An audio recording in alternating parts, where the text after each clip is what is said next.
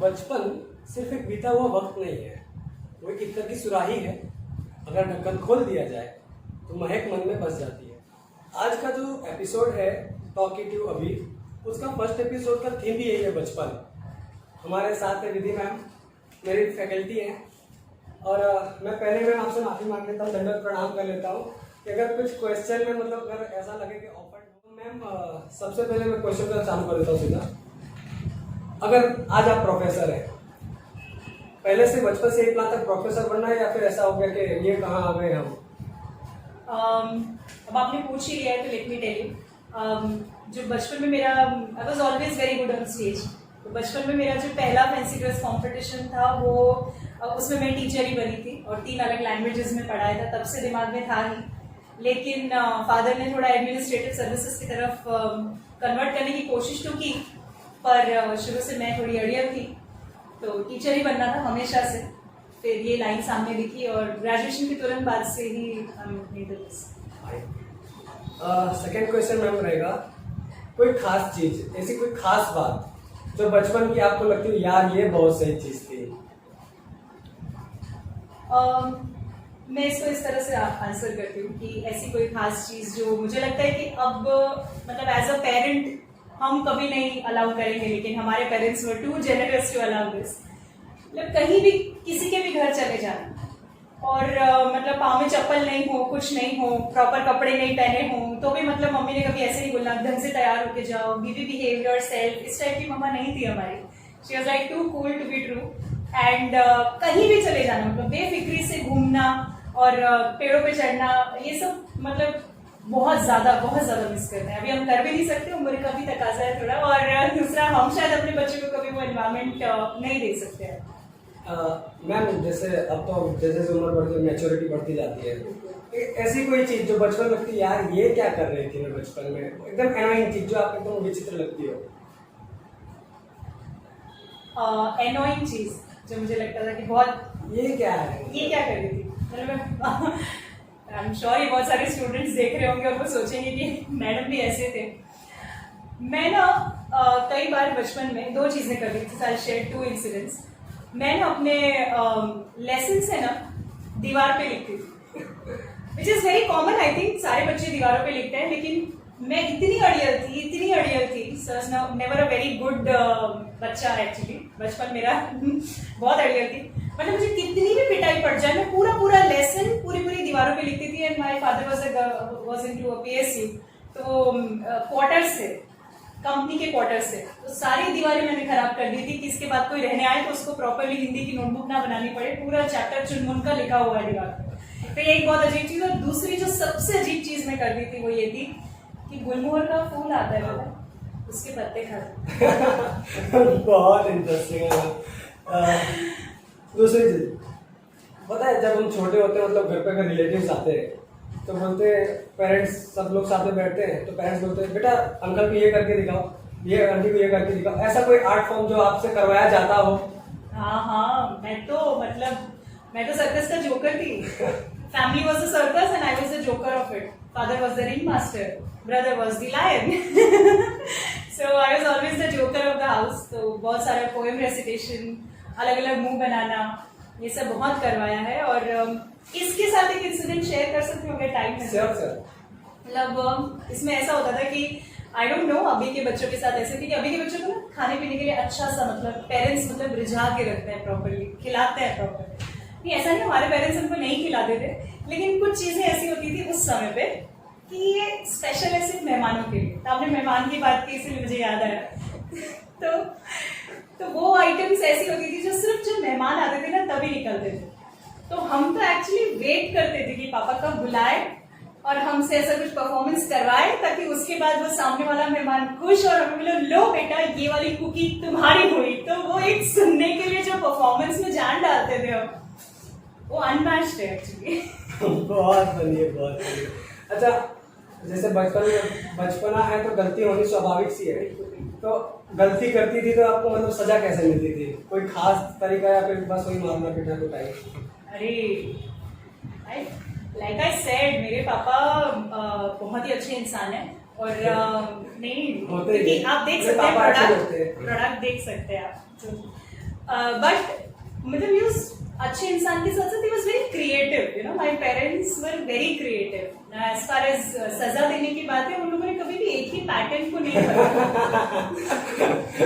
So there were variants, you know, और जैसे हम बोलते हैं ना, उम्र के साथ बच्चे चेंज हो जाते हैं, बड़े हो जाते हैं. हम क्या हो रहे थे, हम उम्र के साथ चेंज भी हो रहे थे, हमारी शैतानियों के टाइप बदल रहे थे. ऐसा नहीं था कि हम अच्छे होते जा रहे थे, शैतान तो थे ही, शैतानियों के टाइप बदल रहे थे. हमारे शैतानियों के टाइप बदल रहे थे और हमारे पेरेंट्स की सजा देने का टाइप बदल रहा था.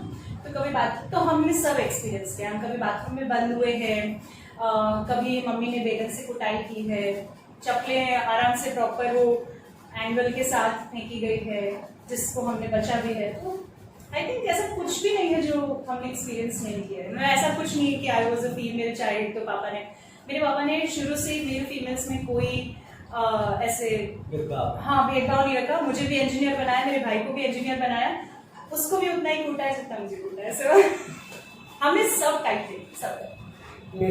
मेरा बचपन शायद मुझे लगता है थोड़ा वियर्ड रहा होगा. मैं होमवर्क नहीं करता था तो घर पे पेंसिलें ढूंढी जाती थी और पेन, और फिर उंगलियों के बीच में फंसा के. ऐसा कुछ नहीं, ऐसा हमने तो मैं आपको एक मामले में लगी. हाँ, नहीं, फिर तो आप बहुत ज्यादा लगे. ऐसे इतना नहीं झेला है मैंने. कि वो बेलन कुटाई कॉमन होता है. कभी कभी तो हम आंखों से ही डर जाते थे कि अब इससे आगे कोई और एक लेवल बढ़ाया शैतानी का तो ये आंखें सीधी बाहर निकल के आती है. और अरे मैम, एक चीज होती है, जैसे बचपन में हम कुछ करते हैं, फिर हमें एक्सपीरियंस होता है यार ये चीज नहीं हो रही थी, ये चीज मुझे गलत हुई मुझसे. मतलब ऐसी चीज जो आप बचपन में करती थी लेकिन आज के बचपन में जो जी रहा है उसे आज नहीं करनी चाहिए थी. कैसे कुछ आज नहीं करनी, मैं करती थी, आज नहीं करनी. मैंने आपसे बोला ना, बोले बिना किसी के यहाँ भी चले जाना, वो आज एक्चुअली मतलब डर लगता है. Now when I am a parent, अगर मेरी बच्ची ऐसा करे कि मुझे बिना बताए कहीं चली जाए और वो चली जाती है, तो मैं बिल्कुल मेरे मम्मी पापा को प्रॉपर कंपटीशन देते हुए वो सारे तरीके आजमाती हूँ सजा देने के जो उन्होंने कभी मुझ पर आजमाए. मैं करती थी ऐसा, but I really don't want my daughter to do the same. That is one thing. Safety के तौर पर मतलब हर किसी पे विश्वास टाइप नहीं होता. नहीं, मतलब अब क्राइम रेट भी इतना बढ़ रहा है, कोविड की सिचुएशन में बिल्कुल बच्चों को समझना दोनों पॉइंट ऑफ व्यू से. बिल्कुल. अच्छा, ऐसी कोई चीज जो आप नहीं करती थी लेकिन आज वाले बच्चों को जरूर करनी चाहिए? ऐसे तो मैं बहुत अच्छी बच्ची थी और पेरेंट्स काफी डिसिप्लिन में रखने की कोशिश करते थे. तो मैं जो नहीं करती थी जो आज वाले बच्चों को करनी चाहिए, बिल्कुल करनी चाहिए. थोड़ा टफ क्वेश्चन आ गया. आपने आपके टीचर को टफ स्पॉट में डाला है. जैसे बोला था, हम लोग खुद फेस करते हैं मैम 7-6 महीने में. सारा बदला आज ही निकालेगा. मैं है ना, एक चीज है जो मुझे लगता है आज के बच्चों को करनी चाहिए. ये शायद हमारे वक्त थोड़ी सिंपल भी थी, पढ़ाई थोड़ी सिंपल थी. आई टोटली अग्री, इन बच्चों की हालत हमसे ज्यादा खराब है. तो मैं ना हमेशा लास्ट मोमेंट पे पढ़ती थी. Although I was very very good as a student, मेरा हमेशा क्लास के टॉप 10 में नाम होता था. बट आई बिलीव कि मैं शायद टॉप भी कर सकती अगर मैं शुरुआत से बहुत अच्छा पढ़ती. मुझे लगता है वो जो प्री प्लानिंग वाली स्टेज है जो आजकल के बच्चे एक्चुअली बहुत सारे करते हैं, वो मैंने कभी नहीं किया. I am so sorry. ये बच्चे देखने वाले हैं. बिल्कुल देखने वाले. तो आप लोग प्लीज इसे फॉलो मत करिएगा और आप लोग प्लीज ऐसा करिएगा, थोड़ा प्री प्लानिंग के हिसाब से चले तो I think that will be better. बिल्कुल.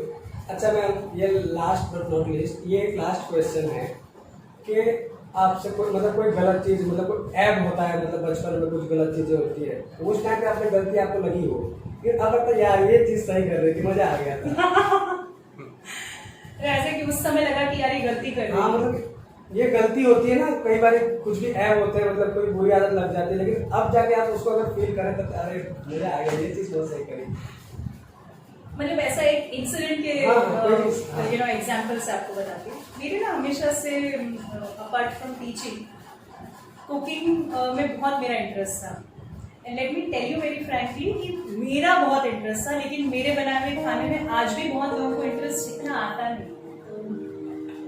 यू नो मतलब सॉरी ऐसा है, पर वो होता है ना, जो चीज़ आपको नहीं आती वो आपको जरूरी करनी होती है. तो मैं क्या करती थी, आई स्टिल रिमेम्बर, मम्मी एक साथ काफी सारा मार्केट लेकर आती थी. तो जब घर में बहुत सारे आलू आते थे तो एक अजीब सा वियर्डनेस दिमाग में ऐसा था. आलू भुजिया बहुत पसंद थी कि हल्दीराम की आलू भुजिया को हम क्यों ना घर पे बनाएं. सारे मतलब मैंने कुछ मतलब जो सबसे बड़ा कुकर अवेलेबल था उसको लेकर आलू उबाल लिए। मम्मी जरा सा चाय पीने कहीं गई थी और मैंने सारे आलू उबाल लिए, उनको मैश कर लिया। उसके बाद लगा उनका करी क्या, मतलब इतनी अक्ल तो थी नहीं कि इसमें बेसन भी पड़ेगा यार, वो अक्ल तो मुझे आज भी खैर नहीं है। बट स्टिल हमने वो सारे आलू उबाल लिए और फिर उनका कबाड़ा कर दिया और फिर घर पे आए तो एक अलग नए वेरिएशन के साथ हमें उसकी सजा दी गई। लेकिन अब सोच के लगता है यार काम तो हमने बहुत जोरदार किया था। भले ही 3 दिन तक हमको समोसे और आलू के पराठे खाने पड़े कराटों के साथ, कराटे और पराठे दोनों खाए, लेकिन अब सोच के लगता है यार मजा तो बड़ी आई थी। काम तो हमने बहुत अच्छा किया था, मन को बड़ा संतुष्टि मिली थी। और आज भी हम कई बार ऐसे सब काम कर लेते हैं और कई बार लगता है कि क्या कर लिया, लेकिन मजा आता है। मैम और भी कोई क्वेश्चन अगर मेरे मन में आ रहा है और मैं पूछूं या मतलब नहीं आप पूछिए, मुझे तो बहुत मजा आ रहा है। I think somehow you have taken me to that era. मेरा पहले से मेरा गोल ही यही था कि जो देख रहा है उसके दिमाग पर एकदम घूम जाना चाहिए कहाँ में पहुंच गया बचपन में। बहुत अच्छा। पहली बार गाली बोलना कब शुरू किया आपने? आपको ये किसने बताया कि मैं गाली बोलूंगी? बट अगर ऐसे thank you engineering was way after बचपन, वे आफ्टर बचपन। और उसमें ऐसा था इंजीनियरिंग में भी इसलिए ऐसा मतलब मैंने सुनी, मतलब ऐसा नहीं है कि मैंने बोली, क्या पता नहीं। लेकिन I was the only girl in my class. I was into a field जहाँ बहुत ज्यादा लड़के नहीं होते हैं, तो मैं अपनी क्लास की अकेली लड़की थी। तो 1 साल तो क्लास के लड़कों ने ना मुझे लड़कियों की तरह ट्रीट भी किया, वो मेरे सामने कुछ नहीं बोलते थे करते थे। 1 साल बाद तो उन्होंने मुझे मतलब कंसिडर ही करना बंद कर दिया। और लास्ट के 2-3 साल तो हमने मतलब फिर उसके बाद तो इतना सोच चुके थे, तो फिर ऐसा नहीं है कि हमने भी शुरू कर दिया, बट देन काफी कुछ सुन चुके थे। मैम अब मैं सोच रहा हूँ शायद वीडियो काफी लंबा जा रहा होगा। हाँ बिल्कुल। लेकिन एक चीज है, आप पोएट्री बहुत अच्छा करती हैं, कोई एक पोएट्री है, ये बहुत पोएट्री ऑन द स्पॉट हो गई। कलाकार को नाम मंच। अच्छा ये मेरी कविता नहीं है, ये किसी बहुत फेमस पोएट की कविता है एंड आप चाहो तो डिस्क्रिप्शन बॉक्स में उन्हें कोट कर सकते हैं, बहुत ही पुरानी है। और ये पोएम मेरे फादर मुझे बोलते थे और इतनी रेलेवेंट है कि मैं आज मेरे बच्चों को भी बोल सकती हूँ।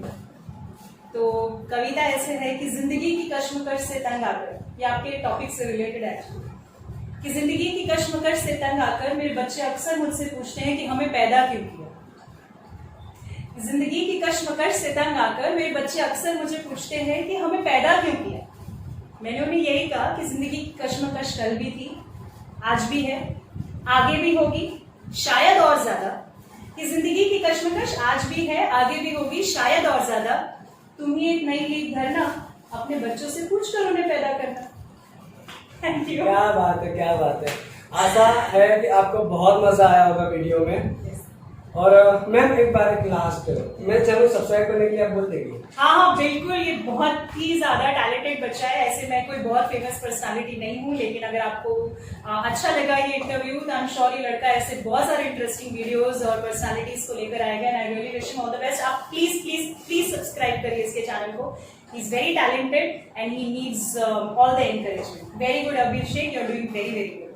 थैंक यू मैम, आपको इस एपिसोड में आपने पार्टिसिपेट किया और मुझे भी मौका दिया। मैं कोई थैंक्स की जरूरत नहीं है, मार्क्स मिलने ही वाले। तो भाई मेरा काम हो गया है, वीडियो कट करते हैं।